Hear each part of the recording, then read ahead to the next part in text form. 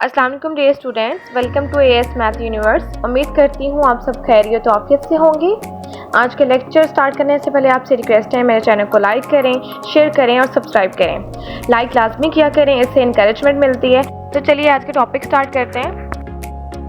बिस्मिल्लाहिर्रहमानिर्रहीम। Dear students, exercise 1.6 हमने start की हुई है। क्वेश्चन नंबर 1 को हम सेकंड मेथड से अब सॉल्व करना स्टार्ट कर रहे हैं।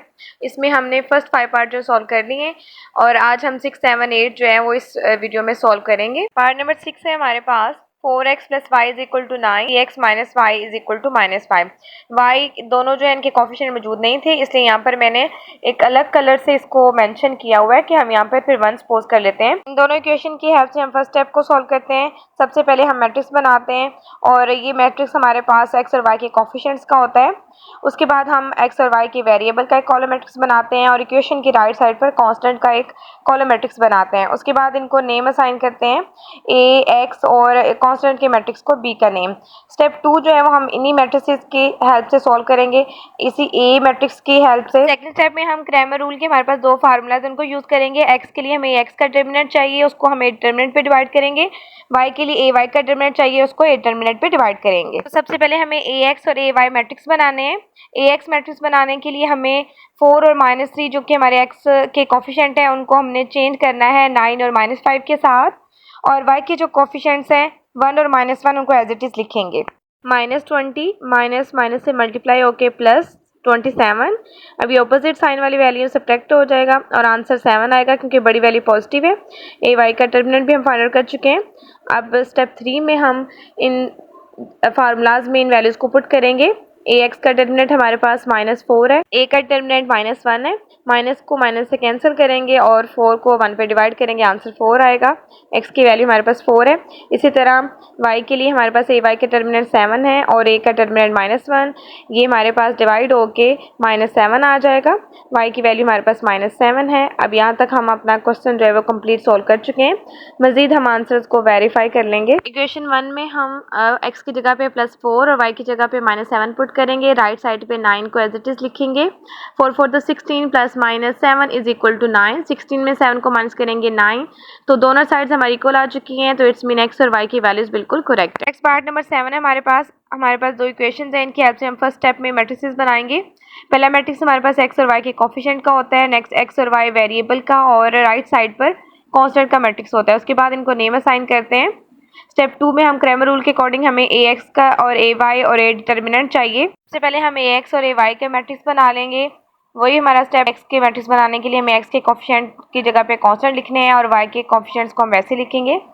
y के लिए भी यही हम करेंगे कि x के कोफिशिएंट्स जो है उनको लिखेंगे और y के कोफिशिएंट्स की जगह पर 4 और -9 यानी कि कांस्टेंट लिखेंगे। अब हम ए डिटरमिनेंट की फाइंड आउट करें। एंट्रीज 2 और -2 को मल्टीप्लाई करेंगे, माइनस लिखते हैं दरमियान में, और -2 और -5 को मल्टीप्लाई करेंगे। 2 + -4 माइनस जो है ये बाहर लिखेंगे और अंदर वाले दोनों माइनस मल्टीप्लाई होकर प्लस में चेंज हो जाएंगे, तो +- 2 5 10।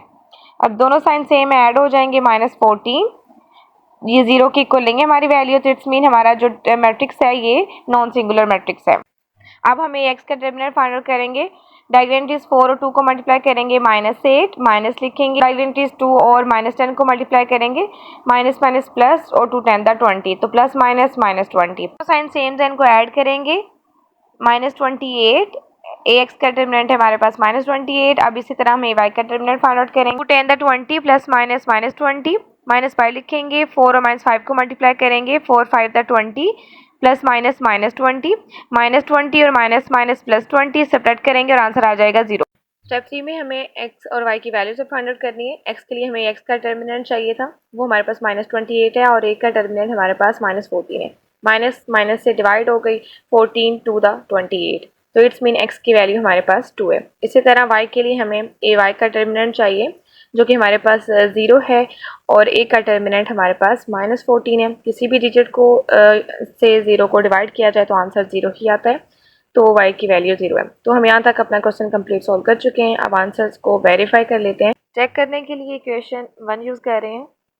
2x - 2y = 4। x की जगह पे हमने 2 पुट किया, y की जगह पे 0, और राइट साइड पे हमने 4 ही लिखा। 2 2 4 -2 0 0 = 4। 4 में 0 को माइनस करेंगे 4, 4 इज इक्वल टू 4, दोनों साइड्स इक्वल आ चुके हैं। इट्स मीन हमारे पास x और y की जो वैल्यूज हमने फाइंड आउट किया वो बिल्कुल करेक्ट है। नेक्स्ट हमारे पास लास्ट पार्ट 8 है। इसमें भी दो इक्वेशन थी, इनकी हेल्प से हमने फर्स्ट स्टेप में मैट्रिसेस बनाए।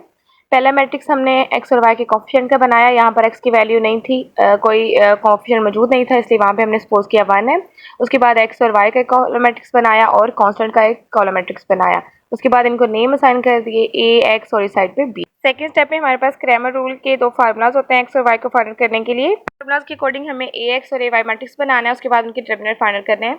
तो सबसे पहले हम x के कोफिशिएंट की जगह पे कांस्टेंट लिखेंगे और y के कोफिशिएंट -4 और 2 को ऐसे ही लिखेंगे। ay मैट्रिक्स बनाने के लिए x के कोफिशिएंट 3 और 1 को ऐसे लिखेंगे और y के कोफिशिएंट्स को हम 4 8 से रिप्लेस करेंगे। तमाम मैट्रिसेस के हम बारी बारी डिटरमिनेंट फाइंड आउट करेंगे। सबसे पहले a का डिटरमिनेंट फाइंड आउट करेंगे, डायगोनल को मल्टीप्लाई करेंगे 3 to the 6 माइनस, और ये जब प्लस माइनस -4 हो जाएगा और ये माइनस जब से मल्टीप्लाई होगी तो +4 में चेंज कर देगी। 6 में 4 ऐड करेंगे 10। डिटरमिनेंट हमारे पास नॉट इक्वल टू 0 है, तो ये मीन ये नॉन सिंगुलर है। इसी तरह ax का डिटरमिनेंट भी हम फाइंड आउट करेंगे। 4 to the 8, 4 8 32 प्लस माइनस -32, जब ये माइनस इस माइनस से मल्टीप्लाई होगी तो +32 आ जाएगा। 8 में 32 ऐड करेंगे तो हमारा ax का डिटरमिनेंट है 40। अब हमें ay का डिटरमिनेंट चाहिए। 3 8 24 -4 1 4, 24 में से 4 को माइनस करेंगे तो ay का डिटरमिनेंट आ जाएगा 20। स्टेप 3 में हम x और y की वैल्यूज फाइंड आउट करेंगे। x के लिए हमें ax का डिटरमिनेंट चाहिए जो कि 40 है और a का डिटरमिनेंट हमारे पास 10 है। डिवाइड करेंगे या कैंसिल भी कर सकते हैं, 10 4 द 40, तो x की वैल्यू हमारे पास 4 है। इसी तरह y की वैल्यू फाइंड आउट करेंगे। y के लिए हमारे पास ay का डिटरमिनेंट है 20 और इसको डिवाइड करेंगे a डिटरमिनेंट 10 पे, 10 to the 20, y is equal to 2। x और y की वैल्यूज हम फाइंड आउट कर चुके हैं। यहाँ तक हमारा क्वेश्चन जो है कंप्लीट हो चुका है। अब हम इनकी आंसर्स को वेरीफाई करेंगे। यहाँ पे मैं इक्वेशन 2 यूज़ कर रही हूँ, आप 1 भी यूज़ कर सकते हैं। x की वैल्यू हमारे पास 4 है, 2 लिखेंगे और y की वैल्यू हमारे पास 2 है। राइट साइड पे 8 ही लिखेंगे। 4 + 2 to the 4 is equal to 8। 4 में 4 ऐड करेंगे, 8 इज इक्वल टू 8। दोनों साइड्स इक्वल आ चुकी हैं। इट्स मीन x और y की वैल्यूज जो हमने फाइंड आउट किए हैं वो बिल्कुल करेक्ट है। Dear students, thanks for watching. उम्मीद है आज का लेक्चर आपको समझ आ गया होगा। अगर किसी क्वेश्चन में कोई इशू है तो कमेंट में मेंशन कर दीजिए, मैं आपको रिप्लाई करूँगी। मिलते हैं नेक्स्ट वीडियो में, तब तक अपना ढेर सारा ख्याल रखिएगा। अल्लाह हाफिज़।